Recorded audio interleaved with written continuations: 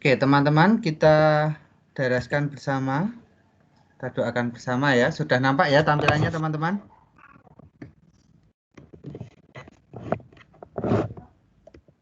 Halo? Sudah, Pak. Sudah ya. Oke, baik. Saya akan memimpin secara Katolik. Teman-teman yang berkeyakinan lain mohon menyesuaikan dalam nama Bapa dan Putra dan Roh Kudus. Amin. Sang Guru sejati, ajarlah aku berhati luhur, sebagaimana pantas bagiku. Ajarlah aku memberi tanpa pamrih, berjuang tanpa mengharapkan upah. Ajarlah aku menyerahkan diri sepenuhnya kepada kehendak Allah. Sebab satu-satunya yang kuharapkan ialah hasrat yang tulus untuk selalu melaksanakan kehendak-Nya di dalam segala-galanya. Amin. Dalam nama Bapa dan Putra dan Roh Kudus. Amin. Oke, baik teman-teman, hari ini kita akan masuk ke materi berikutnya terkait dengan statistik non-parametrik gitu ya. Sebenarnya saya punya videonya ini, tetapi karena ya kita perlu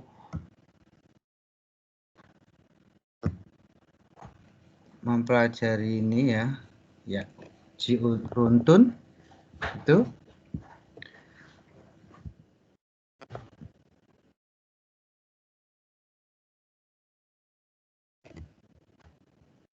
Oke, bentar.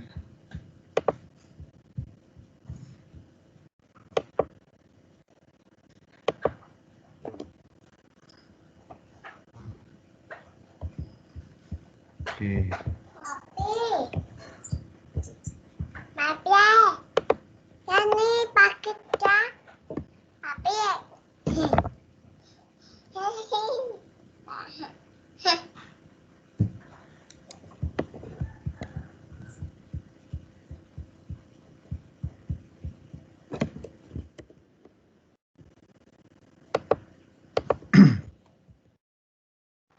Oke, sudah nampak ya teman-teman ya uji runtun?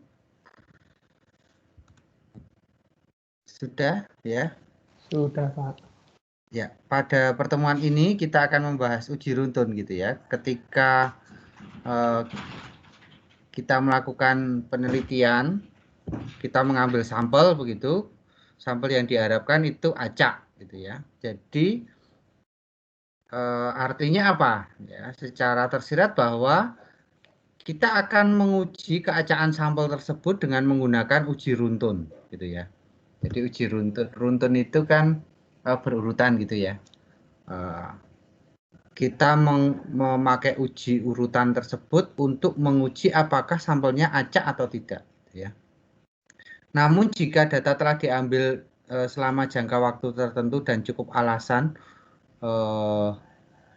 meragukan keacakan sampelnya, maka kita perlu menguji. Jadi kalau kita sudah yakin itu sudah acak ya sudah gitu ya. Tetapi kalau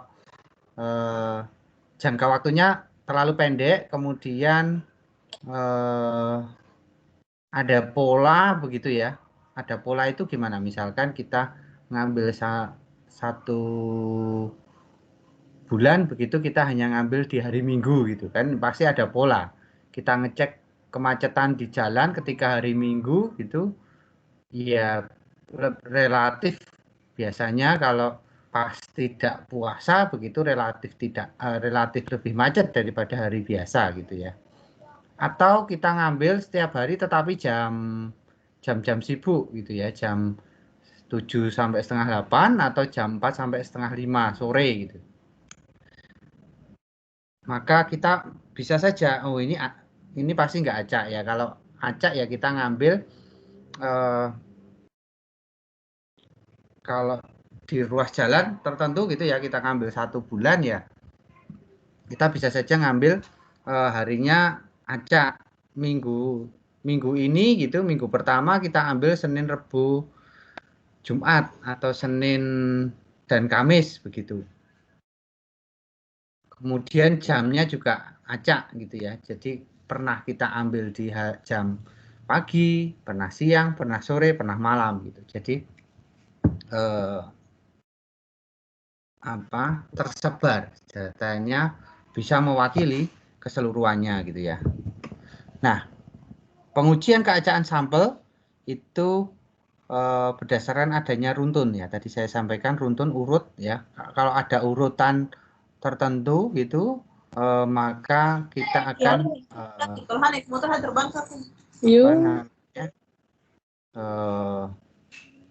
menolak keacaan. Jadi perlu diacak lagi supaya sampel yang kita ambil acak.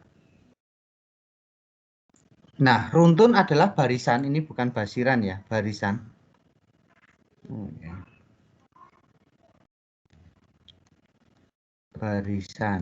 Barisan huruf atau tanda yang berbeda. Nah, kita nanti bisa menggunakan A, B, A, B, B gitu ya. Atau kita menggunakan tanda plus, min, plus, nah gitu. Nah, kemudian panjang runtun dihitung dengan banyaknya huruf yang sama dalam satu runtun sebelum atau sesudah berganti. Jadi ini yang pertama ini runtunnya ada berapa gitu ya.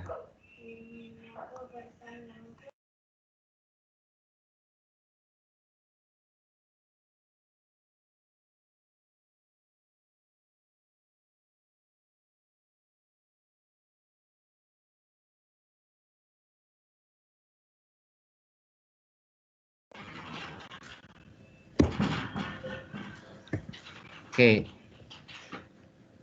Yang pertama ini banyaknya runtun ada berapa? Ada A, B, A, B, B. Berarti ada berapa? 4 gitu ya. Nah, panjangnya runtun pertama itu panjangnya 1. Karena begitu 1 terus berganti runtun yang lain, B ya hurufnya. Nah, runtun kedua panjangnya juga 1, runtun ketiga panjangnya 3, ada 3 huruf A, dan runtun keempat panjangnya juga 3, ada 3 huruf B. Ya. Nah, sedangkan yang ini ada runtunnya ada berapa? 1, 2, 3, 4, 5, ada 5. Ya, 5 runtun. Ya. Ada 5 runtun. Nah, panjang runtun pertama ini 2, ini 1, 1.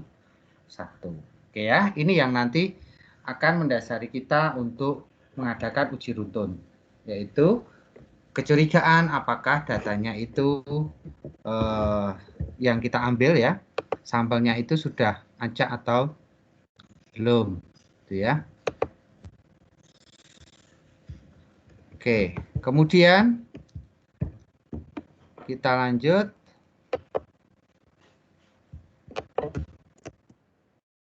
Nah, contohnya begini ya tadi ya teman-teman ya. Data ini ada 6 runtun. Ada 6 runtun. Ini runtun pertama, runtun kedua, runtun ketiga, runtun keempat, runtun kelima, runtun keenam. Ada 6 ya. 1, 2, 3, 4, 5, 6. Panjangnya yang pertama ini 2, ini 4, ini 1, 1, 2, 2 gitu ya. Jadi runtun pertama panjangnya 2, runtun kedua panjangnya 4, runtun ketiga dan 4 itu 1, runtun kelima dan keenam panjangnya 2. Kemudian contoh kedua, tentukan data tersebut terdiri dari berapa runtun. Yo, berapa runtun ini teman-teman? Contoh 2 ini. Ada yang mau mencoba menjawab?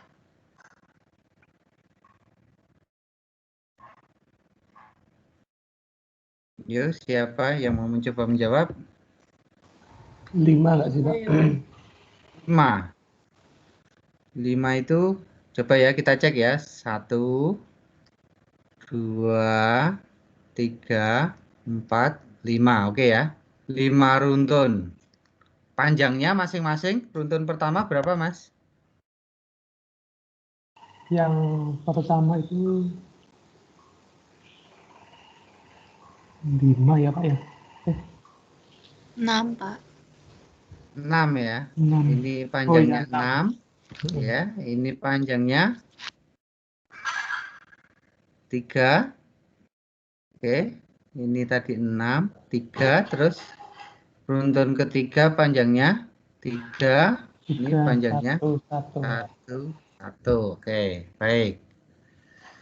Nah, selain nanti kita juga ngecek untuk keruntunan gitu ya, keacaan, maka kita juga bisa nanti menggunakan uji runtun ini ngecek apakah kalau kita punya 2 sampel itu berasal dari populasi yang sama atau tidak, gitu ya. Populasi yang sama atau tidak. Nah, caranya apa? Nah, caranya kita menguji dari sini, ya. Buatlah urutan data sehingga menjadi runtun, begitu ya.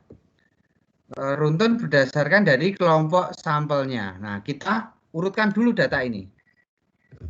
Apakah di setelahnya ada ya? Oh, enggak ada. Ya, ini enggak ada ya. Nah, kita urutkan dulu datanya, teman-teman. Yang terkecil 5 ya. 5, kemudian berapa? 7, terus 8, 9, oke, 10, terus setelah 10 ada 2 kali 12, 12, 12, terus 14 ya, 14, terus 16, 17, 19, 20. Oke. Nah, kalau sampel 1 ini saya kasih kode A dan sampel 2 saya kasih kode B, ya. Nah, kita kasih kode di mana sampel yang kita urutkan tadi berasal, gitu ya. 5 tadi berasal dari A, 7 itu dari B, ya. 8 itu dari A, 9 juga dari A, 10 dari B, 12 dari A, ini dari A, 14 dari B, ini A, ini A, ini B, ini B. Gitu ya, mengkode seperti itu ya teman-teman ya. Jadi nanti runtunnya ada 1, 2, 3, 4, 5, 6, 7, 8 ya. 8 runtun. Oke. Nah, apakah dari ketiga contoh ini ada pertanyaan? Silahkan kalau ada yang ditanyakan. Kalau tidak bisa di print screen, kemudian bisa untuk catatan teman-teman. Pak, yang contoh 3 itu berarti sampel 1 dan 2 dijadikan 1 atau gimana, Pak? Iya, dijadikan 1, diurutkan gitu ya. Jadi ini kan begini ceritanya. Kita punya 2 sampel. Pertanyaannya apakah kedua sampel itu berasal dari populasi yang sama atau tidak gitu kan. Terkadang kan kita mengambil sampel itu tetapi populasinya sama gitu ya. Mengambil 2 kali sampel atau 3 kali sampel itu populasinya sama. Nah, kita bertanya apakah populasinya sama atau enggak gitu ya. Nah, kemudian kita urutkan aja semuanya. Kemudian setelah kita urutkan, kita coding kembali data tersebut dari sampel yang mana gitu. Kemudian kita hitung runtunnya. Begitu? Ya, Pak, makasih. Oke, baik. Sudah di print screen teman-teman?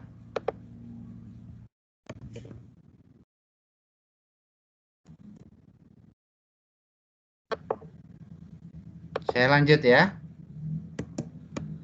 Oke. Nah, dengan adanya runtun gitu ya, kita dapat melakukan pengujian. Yang pertama itu keacaan sampel dari suatu populasi. Yang kedua, apakah 2 sampel ya itu berasal dari populasi yang sama atau populasi yang berdistribusi sama. Berdistribusi sama itu sampelnya nggak sama, tetapi populasinya nggak sama, tetapi mereka mempunyai kecenderungan yang sama, gitu ya. Misalkan ya kelas statistik A dan B ini populasinya kan beda gitu ya. Kalau populasinya kelas statistik A dan B itu beda. Tetapi dari kedua kelas ini mesti punya kecenderungan yang sama, gitu ya. Yang pertama, materi yang diajarkan dan cara bagaimana belajarnya juga sama, gitu ya. Maka ketika saya mengambil sampel dari kelas A maupun kelas B, gitu ya, apakah sebenarnya saya mengambil dari populasi yang sama atau populasi yang distribusinya sama? Tuh, jadi ada dua hal yang bisa kita gunakan, kita lakukan untuk uji runtut ini. Yang pertama, pengujian keacaan sampel. Yang kedua, menguji apakah kalau ada dua sampel itu berasal dari populasi yang sama atau populasi yang berdistribusi sama, ya. Nah, maka dari kedua kasus itu kita bisa membuat dua hipotesis, gitu ya. Hipotesis yang pertama untuk kasus 1 itu, ya, H0 dan H1-nya, ini data diambil secara acak, berarti H0-nya data telah diambil secara acak. Karena kita kan kecenderungannya mencurigai apakah sudah acak belum ya? Itu ya. Sudah acak belum? Ya. Peneliti kan gitu bertanyanya. Sudah acak belum? Ini berasal dari populasi yang sama atau enggak? Ya. Jangan-jangan tidak, gitu ya. Kalau kita curiga tidak acak, maka kecurigaan kita selalu ditaruh di H1, ya. Data sampel tidak acak. H0-nya data sampel telah diambil secara acak. Itu untuk kasus apakah acak, keacaan sampel itu bisa dipertanggungjawabkan, gitu ya. Yang kedua, kasus kedua, kalau sampelnya tadi sudah acak, gitu ya, apakah berasal dari populasi yang sama atau distribusinya sama, ya. Klaim itu kita taruh di H1, H0, gitu ya. Dan H1 kita, ya, selalu mengatakan, ya pasti populasinya beda lah, pasti distribusinya beda, gitu ya. Maka kita taruh di H1, gitu ya. Selalu bahwa kecurigaan peneliti itu diletakkan di H1. Kemudian klaim yang umum itu kita letakkan di H0. Ya. Kita lanjut untuk kasus pertama. Ya. Kasus pertama, kita tulis hasil pengamatan dalam sampel menurut urutan kejadian atau diperolehnya data. Ya, kita urutkan saja. Kemudian kita tentukan median sampel. Ya, kemudian data yang lebih dari median kita beri tanda positif, data yang kurang dari median kita beri tanda negatif. Kemudian kita hitung banyaknya runtun, ya. Kemudian kita hitung juga banyak tanda positif dan beri simbol N1, dan banyak tanda negatif kita beri simbol N2. Ya. Ini langkah untuk yang kasus 1. Jadi data yang sudah kita urutkan, kita ambil medianya, kemudian berdasarkan data yang sudah urut tadi, ya, jangan urutnya itu urut menurut urutan kejadian, ya, jangan diurutkan datanya urut. Misalkan begini, saya memperoleh 6 data, 7, 9, 6, 6, 7, 8, itu ya. Nah, ini berdasarkan urutan kejadian. Tetapi kalau berdasarkan urutan gini kan, 6, 6, 7, 7, 8, 9. Kemudian kita memperoleh mediannya berapa? Mediannya 7 ya teman-teman ya, 7. Nah, kemudian kita memberi tanda, gitu ya. Nah, sebelum kita memberi tanda, ya, datanya jangan pakai yang ini, ya. Jadi untuk memberi tanda nomor 3 ini, data yang lebih besar dari median kita beri positif, yang kurang dari kita beri tanda negatif, itu jangan pakai yang urut begini, tetapi berdasarkan urutan kejadian pengambilan sampelnya. Ya, jadi masih tetap dibiarkan saja. Gitu ya. Nah, biasanya sangat jarang kita memperoleh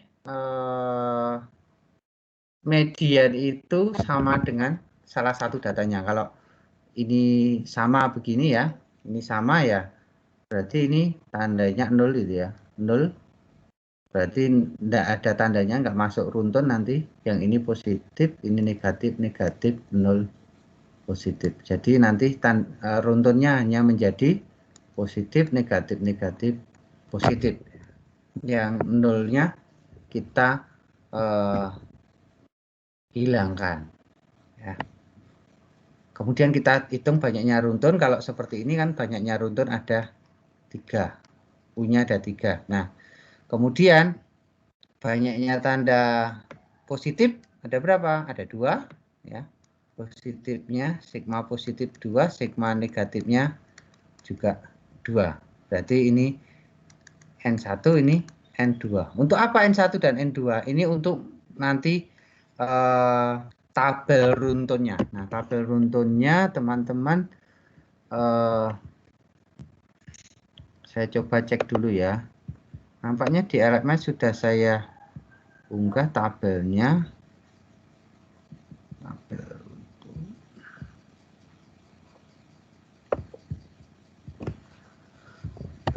Tabel runtun ya. Akan saya kirimkan juga ke WA group ya teman-teman ya.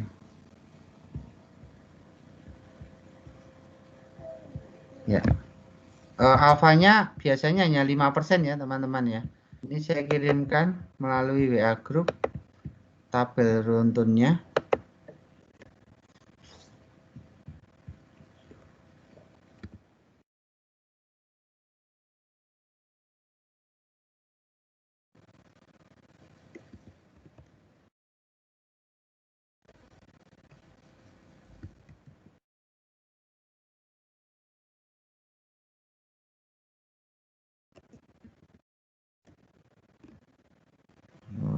Tabel runtunnya saya kirimkan.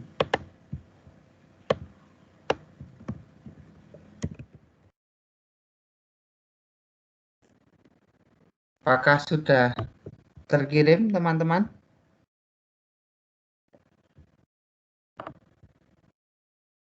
Silahkan dicek di WA group. Apakah sudah terkirim? Sudah, Pak. Ya, Sudah, oke. Pak. Nah, baik. Tabel U-tabel yang kecil merupakan nilai kritis untuk pihak kiri dan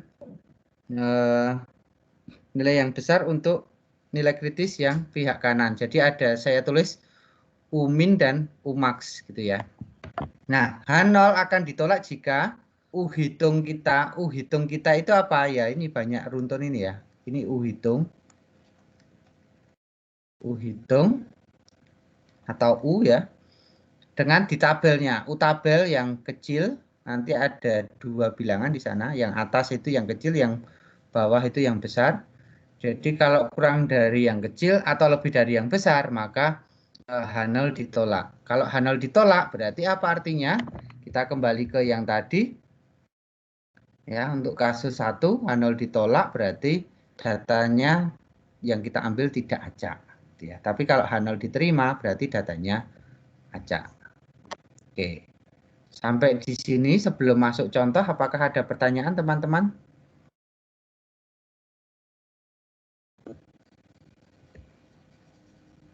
Belum? Pak, mungkin bisa diulang yang apa kiri dan kanan tadi, Pak. Saya agak ketinggalan. Oh, ya. Yang kecil nanti untuk nilai kritis pihak kiri, yang nilai yang besar atau max itu untuk yang pihak kanan. Ini min. Nah, habis ini kita lihat tabelnya ya. Nah, H0 ditolak jika U hitung itu lebih kecil dari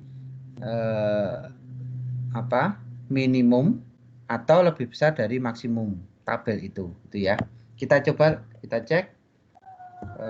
Ini tabelnya ya. Nampak ya teman-teman ya. Nah, di sini nilai terbesar di antara N1 dan N2 ya. Jadi kalau misalkan N1-nya 5, N2-nya 6, berarti yang atas ini cari yang 6. Nah, yang ini nilai yang terkecil. Yang di kiri itu nilai yang terkecil, di sini berarti cari yang 5. Gitu ya. Kalau sama gimana? Sama malah nggak masalah gitu ya. Nah, ketika N1 tadi apa jumlah positifnya ya. Kemudian N2 itu kan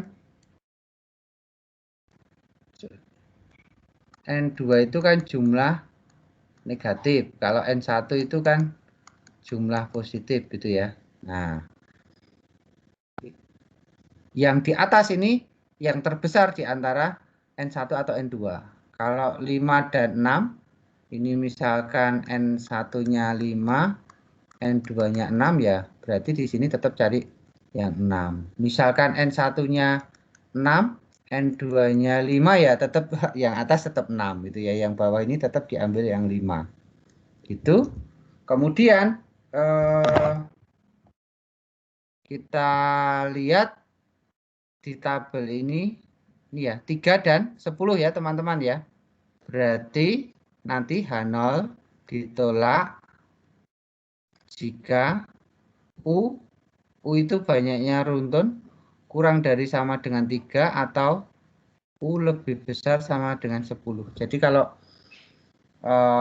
dia berada di antara 3 sampai 10 aman gitu ya. Berarti H0 diterima. Tapi kalau misalkan U-nya 2, itu kan berarti nggak acak ya, hanya terdiri dari 2 runtun. Itu nggak acak. Tetapi kalau misalkan gini teman-teman, kita membuat tempat duduk itu ya, tempat duduknya itu selang-seling. Misalkan di FISIP itu kan ada prodi sosiologi sama komunikasi ya. Nah, kemudian besok kalau sudah sudah ada pertemuan luring lagi gitu, pas ospek itu duduknya selang-seling ya, prodinya harus beda. Nah, itu biasanya malah justru tidak acak. Kenapa? Karena tersistem ya. Ini mahasiswa sosiologi, sebelahnya mahasiswa komunikasi, sosiologi lagi, komunikasi lagi, sosiologi lagi gitu ya. Itu sudah tersistem, jadi malah justru tidak acak. Yang acak ya, oh di sini ada 2 mahasiswa sosiologi, di sini ada 1 mahasiswa komunikasi, kemudian berikutnya ada 4 mahasiswa sosiologi, kemudian ada 3 mahasiswa komunikasi dan seterusnya. Nah itu malah justru acak cara menempatkan seperti itu nanti. Ya, jadi acak itu bukan berarti selang-seling itu selalu acak, enggak. Selang-seling itu malah justru tersistem. Kalau sudah tersistem berarti enggak acak lagi. Ya. Ini cara membaca tabelnya teman-teman, apakah ada pertanyaan? Saya juga akan kirim PPT-nya aja ya nanti. PPT-nya saya lupa apakah sudah ada di LMS atau belum.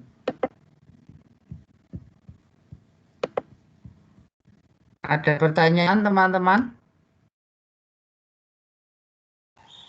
Pak, yang dilihat berarti hanya N pertama dan N kedua ya Pak ya? Ya, N1, N2. N1, N2 itu banyaknya tanda positif dan negatif tadi, Mas. Yang banyaknya yang positif itu N1, banyaknya ya, bukan dijumlahkan. Kalau di uji Wilcoxon itu kan dijumlahkan toh. Kalau ini hanya banyaknya saja. Ya, makasih. Oke. Baik.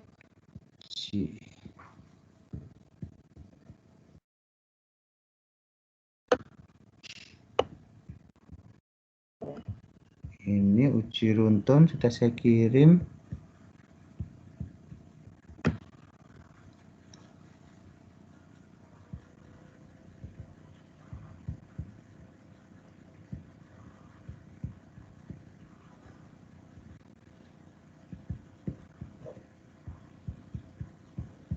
Oke ya, saya lanjut.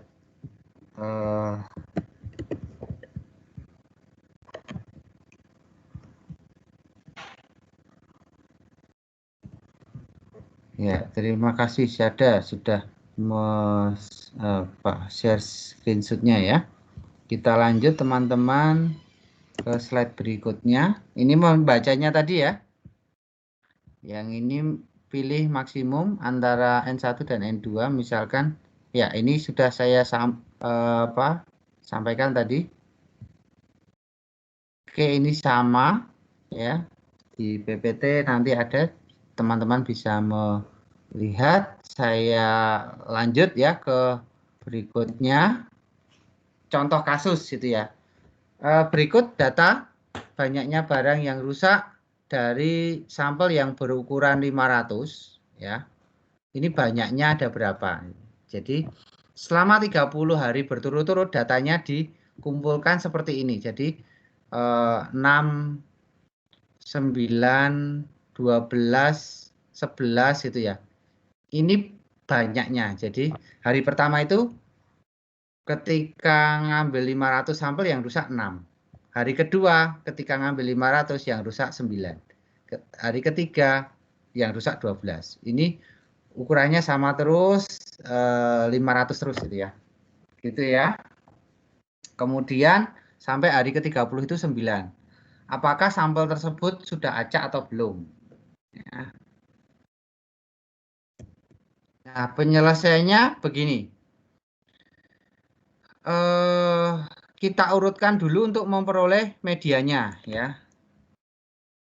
30 berarti ini yang atas ini ada 15 data. 1, 2, 3, 4, 5, 6, 7 ya. 15. Ini ke 15, ini ke 16. Maka medianya terletak di antara keduanya. Berarti 8,5. Ya. Sekarang kita memberikan kode plus untuk yang lebih dari median dan min untuk yang kurang dari median. Tetapi datanya yang kita pakai bukan yang diurutkan, tetapi yang ini ya teman-teman ya. Jadi kan tadi hari pertama 6 ya. 6, 9, 10 dan seterusnya ya. Nah, saya akan membantu teman-teman. Kita tidak manual tetapi kita pakai Excel gitu ya. Ini masih manual teman-teman. Saya siapkan dulu Excel-nya.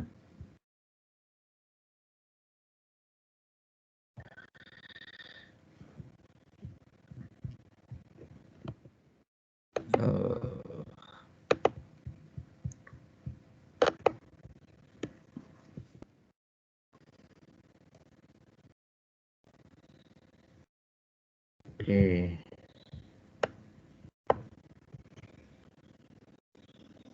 Jadi 6.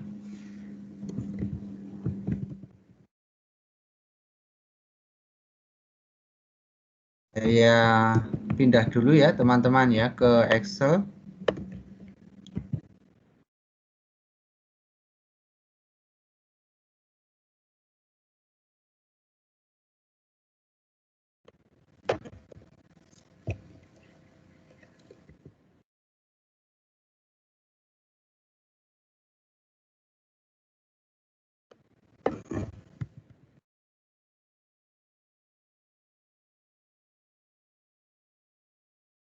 Oke, 30 itu abjad itu berapa teman-teman ya? Ada 26 ya? 25 atau 26 abjad itu. Oke, sebentar 26. saya siap. 26 ya.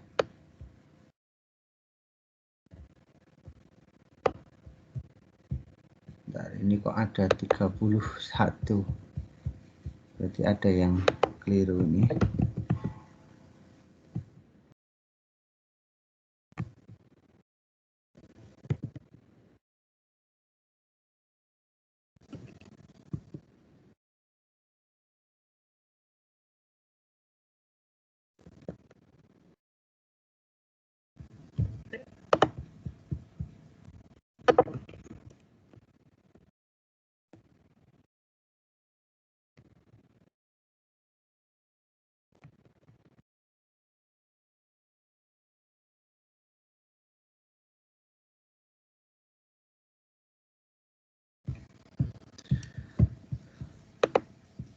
Oke ya, saya jelaskan dulu yang manual ya teman-teman ya. Nah, banyaknya tanda positif ada berapa ya? Nah, ini 1, 2, 3, 4, 5, 6, 7, 8, 9, 10, 11, 12, 13, 14, 15. Ada 15 ya. Positif 15 berarti negatifnya juga 15. Runtunnya ada berapa? Ada 1, 2, 3, 4, 5, 6, 7. Ini sudah ganti tanda ya. 7, 8, 9, 10, 11, 12, 13, 14, 15, 16. U-nya ada 16 ya. U-nya ada 16. Jadi saya akan share screen dulu di yang teman-teman yang Excel ya.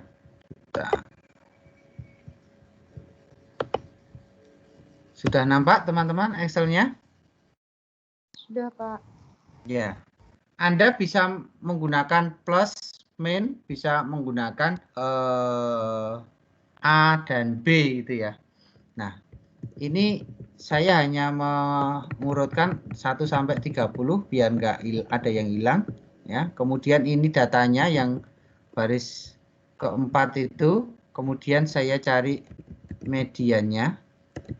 Mediannya berapa? Berarti kan sama dengan median ya. Median.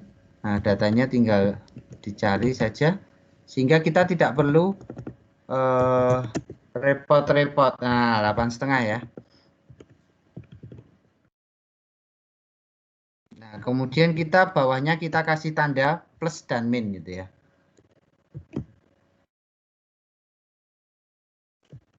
Ini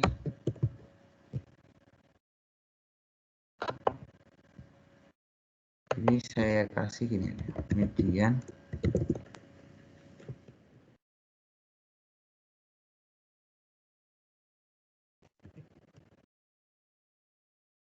Biar kita nanti ada space untuk memberikan warna gitu ya.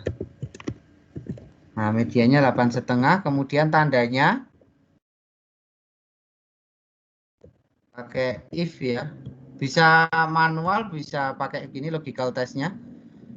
Bisa kalau ini kurang dari ini, maka tadi apa? Min ya. Berarti kecuali itu dia akan jadi plus. Nah, ini min. Kita tarik aja sampai ke sana. Nanti sudah ada tanda min plus. Kita tengahkan gitu ya. Oke, sudah. Nah, ini sudah nampak ya, min plus terus gitu ya. Nah, kita warnanya aja yang min dengan kuning gitu ya. Yang min sorry. Oh, ini salah saya rumusnya ya. Ini dia biar nggak gerak apa? B-nya yang di dolar ya. Oke. Plus semua. Nah, ini. Oke. Tandanya sudah. Oke, no fill dulu. Nah, yang min kita kasih kuning gitu ya. Nah, min kita kasih kuning. Min kita kasih kuning. Ini 2 min juga kita kasih kuning. Ya, kita kasih kuning. Ini juga sama. Kemudian kuning. Nah, udah ya. Nah, yang plus biarkan aja. Berarti ini menunjukkan banyaknya runtun nanti ya. 1, 2, warnanya kan ganti kan. Terus ini 3, 4, 5, 6, 7, 8, 9, 10, 11, 12, 13, 14, 15, 16. Nah, oke ya. Berarti banyaknya runtun berapa teman-teman? U-nya U sama dengan 16. Oke ya, U-nya sudah 16. Kemudian apa lagi tadi ya? N1 ya. N1 itu banyaknya yang positif. Berarti kita pakai count if saja ya. Kita menghitung yang sesuai dengan kriteria. Kita hitung yang di sini sampai yang bertanda tadi gitu ya. Kriterianya apa? Kriterianya adalah N1 itu yang bertanda positif ya. 15 berarti N2 itu sama dengan sama count if, kita blok dulu range-nya yang mau dihitung, kemudian yang bertanda negatif. Oke, ada 15 dan 15. Sudah nampak gitu ya teman-teman ya. Ini cara untuk mencari median, kemudian banyaknya runtun dan N1, N2 gitu ya.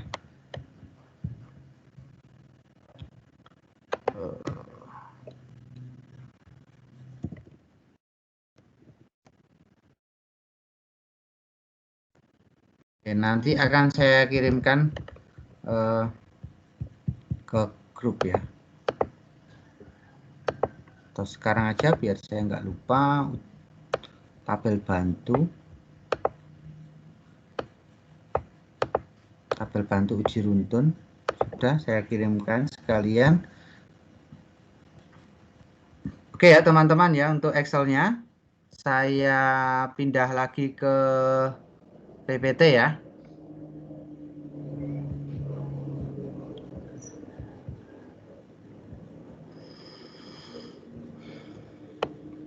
Mana tadi slideshow.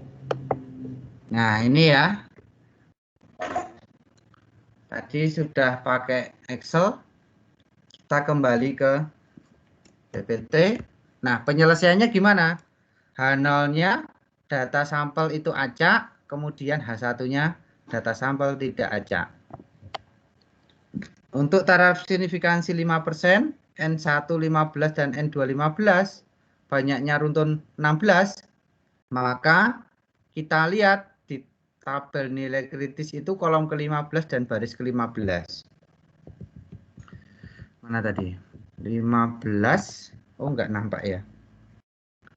Di tabel teman-teman ya, 15, bawah juga 15. Coba dilihat tabel runtun.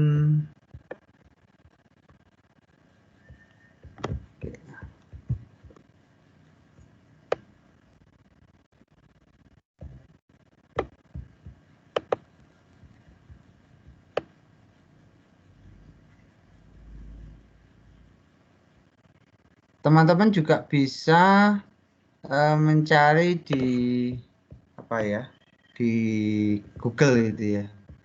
Oke, tabel runtunnya itu ketemu, tabel saya malah hilang.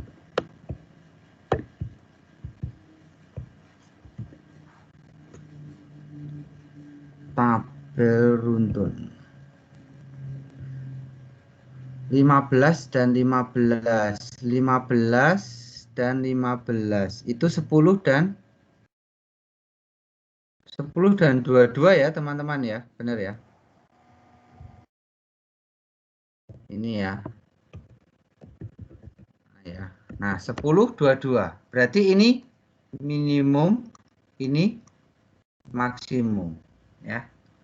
Sehingga daerah kritis H0 akan ditolak jika U-nya kurang dari sama dengan 10 atau lebih dari sama dengan 22. Karena U-nya itu 16, dia berada di antara 10 dan 22, maka H0 diterima sehingga sampel tersebut berasal dari populasi acak. Nah, sampai di sini adakah pertanyaan teman-teman? Silahkan kalau ingin bertanya. 10 sampai 22-nya dari mana, Pak? Maaf. Ya, ini Mas, ini kan ditolak itu kan kalau kurang dari 10 atau lebih dari 22 kan? Nah, 16 itu kan berada di antara 10 dan 22 tuh. Ya. Dia tidak kurang dari 10 dan tidak lebih dari 22, maka H0-nya diterima. Jadi H0 diterima kalau U-nya itu antara 10 dan 22. Ya, artinya gini. Jadi kalau H0 ditolak jika U kurang dari sama dengan 10 atau U lebih dari 22, berarti H0 diterima jika apa?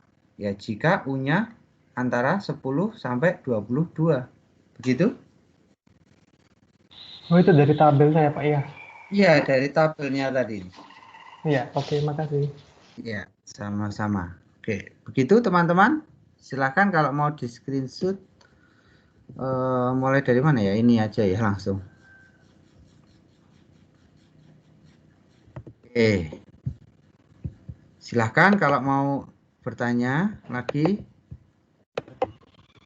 Ini untuk yang kasus pertama ya. Itu dia apakah sampelnya acak atau tidak.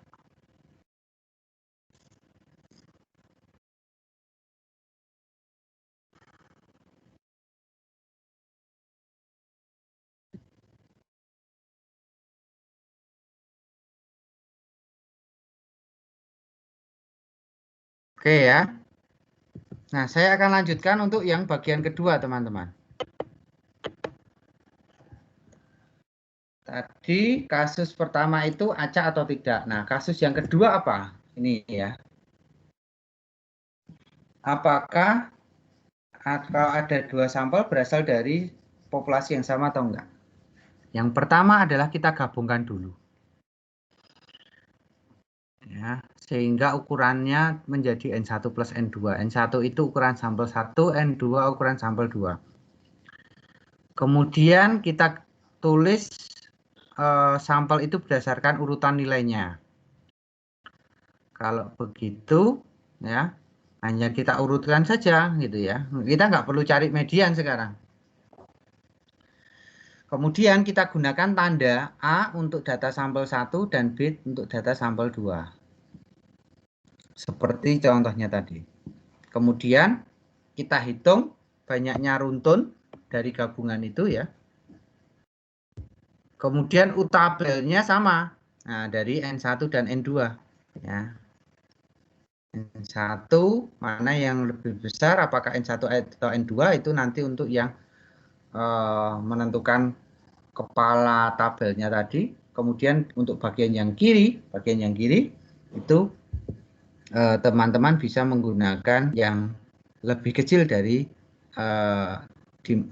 antara N1 atau N2 itu yang lebih kecil yang mana. Itu ya. Kemudian sama H0 akan ditolak jika U-nya kurang dari U tabel yang minimum atau lebih dari U tabel yang maksimum. Itu ya. Ini untuk kasus yang kedua. Kita langsung ke contoh saja supaya lebih mudah dipahami gitu ya. Misalkan begini. Diberikan dua sampel sebagai berikut. Sampel 1, 5, 16, 12, 17, 8, 9, 12. Sampel kedua itu 20, 7, 14, 19, dan 10. Seperti contohnya tadi ya ini ya. Nah, tadi kan kita sudah mengerjakan contohnya tadi. Nah, kita tinggal mengurutkan 5, 7, 8, 9, 10, 12, 12, 14, 16, 17, 19, dan 20 ya. Nah, sekarang kita kasih kode saja. Yang sampel 1A, yang sampel 2B. Berarti 5 itu dari sampel 1. Berarti kita kasih A. 7 dari sampel 2. Berarti B. 8 dari A. Ini dari A. 10 dari B. 12 dari A. 12 lagi dari A. 14 dari B. 16 dari A. 17 dari A. 19 dari B. 20 dari B. Oke. Ini tadi berapa ya teman-teman ya runtunnya? 1, 2, 3, 4, 5, 6, 7, 8. Berarti U-nya 8 ya. U-nya 8. Sampai ini ada yang ditanyakan dulu? Belum? Oke. Nah, kemudian kita kasih kode A untuk sampel 1 dan kode B untuk sampel 2. Menjadi seperti ini ya tadi. U-nya 8, betul ya. N1-nya berapa tadi? N1-nya ini N1 1, 2, 3, 7 ya. N2-nya 1, 2, berarti N2-nya 5. Ya, totalnya ada 12. Berarti N1 7, N2-nya 5. Oke ya. Ini punya jadi 8. Itu ya. Sekarang kita susun uji hipotesisnya. Ya, uji hipotesisnya seperti apa? Seperti ini ya. H0-nya 2 sampel acak berasal dari populasi yang sama. H1-nya kedua sampel berasal dari populasi yang berbeda. Taraf signifikansi 5%, N1-nya 7, N2-nya 5. Berarti nanti yang di atas ini cari kolom ke-7, barisnya baris ke angka 5 ya. Kolomnya kolom angka 7, barisnya baris angka 5, terus di sini ada berapa? Ternyata 3 dan 11 ya. Bukan kolom ke-7 dan baris ke-5 ya, mungkin kan satu-satu nggak ada ya.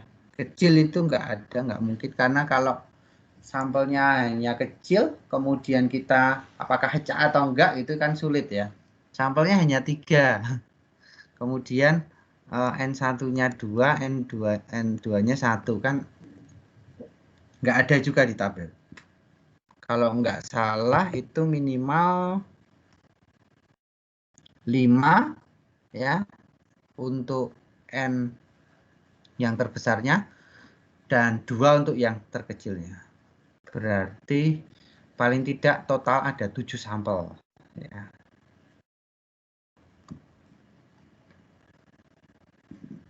Jadi angka kolom 7 dan barisnya 5.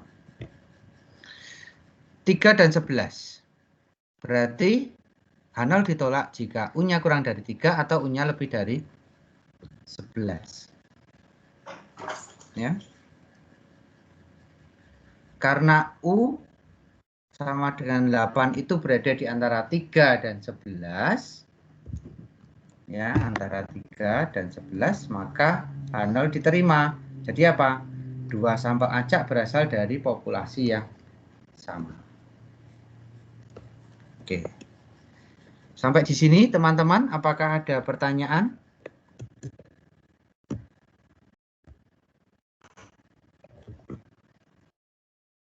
Jadi cara pengujiannya sama, hanya apa ya?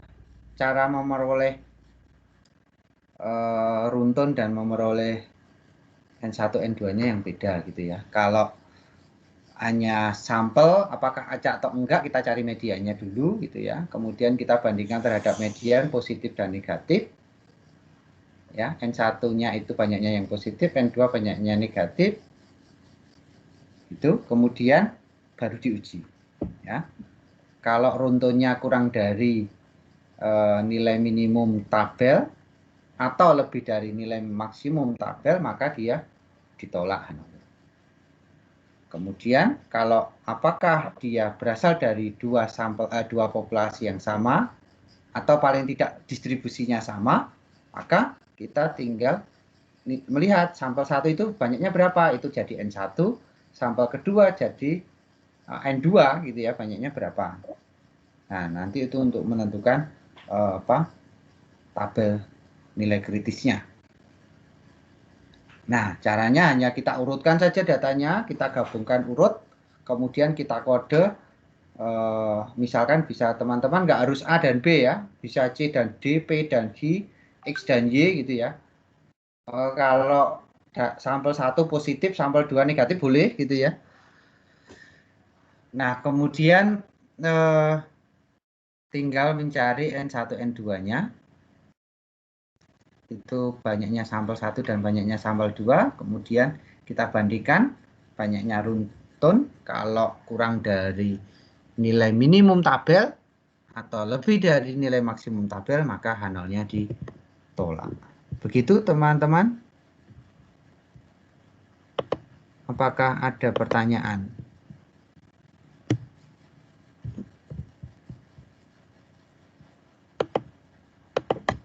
Silahkan kalau ada yang mau bertanya. Nah, sambil menunggu mungkin ya.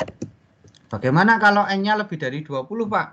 Padahal di tabel itu hanya 20 gitu ya. Di tabel itu 20, berarti kalau N1 20, N1-nya 20, N2-nya 20 ya. Itu sudah 40 ya. Data 40 sudah gede juga.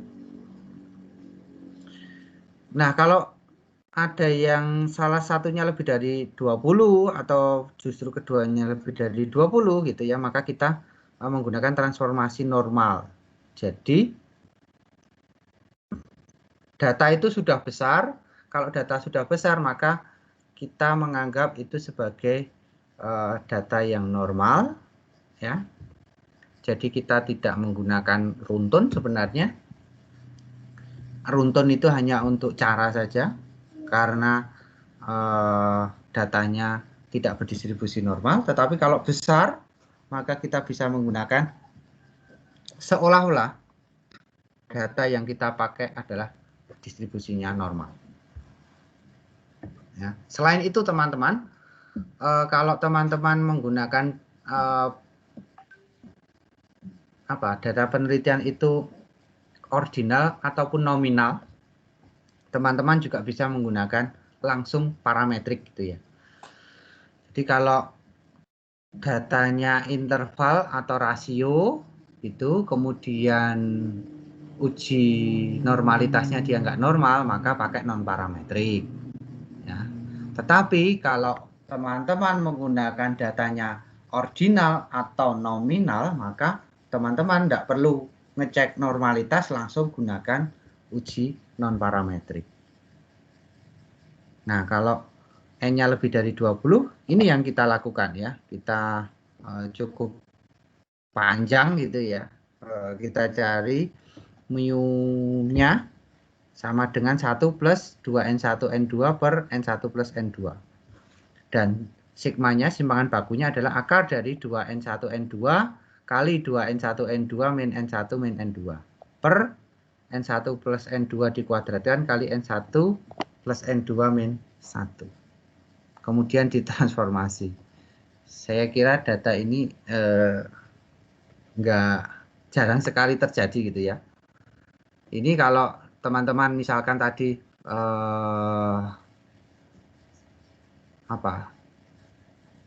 ngecek berapa ya, 2 bulan gitu ya. Nah, 2 bulan mungkin pasti akan pakai ini. Tetapi kalau data itu biasanya sudah lebih dari 30, kita bisa menggunakan uji parametrik gitu ya. Karena non parametrik itu hanya yang biasanya kecil-kecil, yang tidak memungkinkan kita memperoleh data itu normal. Oke, itu kalau nggak ada, silakan dicoba ini teman-teman. 2 nomor ini dicoba ya. Kira-kira sampai setengah 12 ya. Jadi dicoba sampai setengah 12, 11.30 ya. Kemudian kita bahas di grup WA. Bahas di WA grup. Nah, nanti setelah pembahasan ini teman-teman tulis ulang gitu ya. Nah, kalau sudah mengerjakan kan enak ya. Kalau belum mengerjakan dan nunggu ya silahkan ya. Tulis jawaban ya. Kemudian di-convert ke PDF kemudian kirim ke LMS-nya.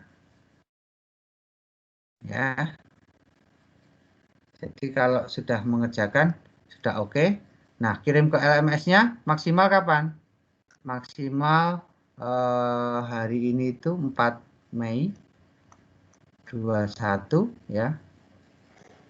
Jam 23.59. Ini batas mengunggahnya ya. Batas unggah di LMS. Tetapi saya ingin teman-teman membahas, nanti kita bahas di WA Group. Nah, bagi teman-teman yang nanti ketika saya meminta silahkan siapa yang akan mencoba, ada yang mencoba, ya, saya tambah waktunya sampai 35 ya. Jadi sekitar ya 20 menit. Ini 10 menit, satu nomor 10 menit. Yang membahas di WA Group, tapi jangan rebutan itu ya. Silahkan nomor 1 siapa, teman-teman sebut nama dulu, misalkan siapa, Syada ya, saya Pak Syada gitu ya. Terus berikutnya lagi siapa, misalkan ada apa lagi ya, saya kok lupa.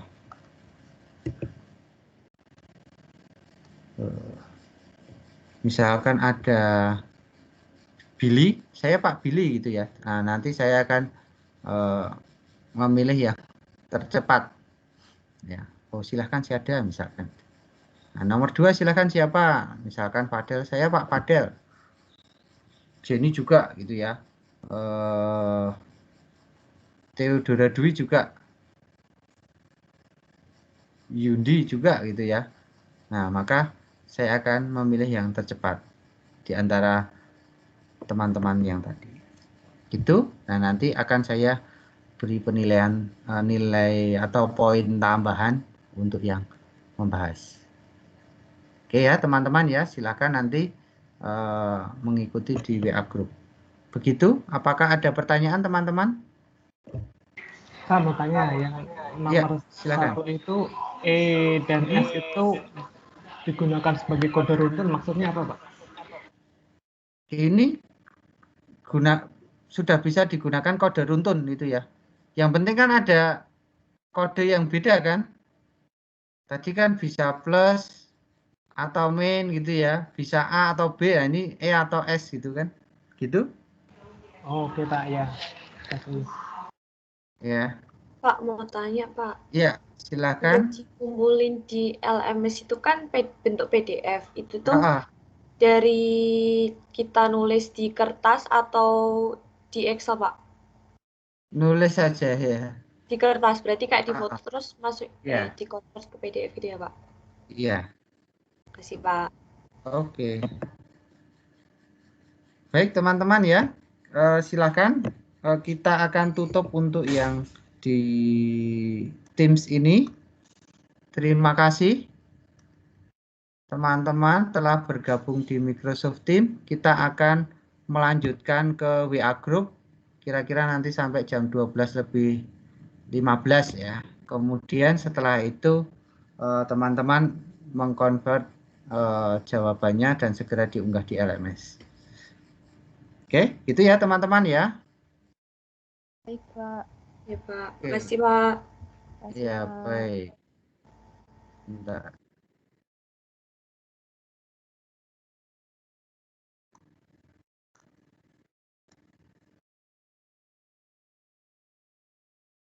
Oke, saya mengakhiri teman-teman. Terima kasih atas partisipasinya. Selamat siang. Selamat Ya siang. Pak. Siang Pak. Terima kasih Pak. Ya, oke. Siang Pak. Ya, Terima kasih. sama-sama.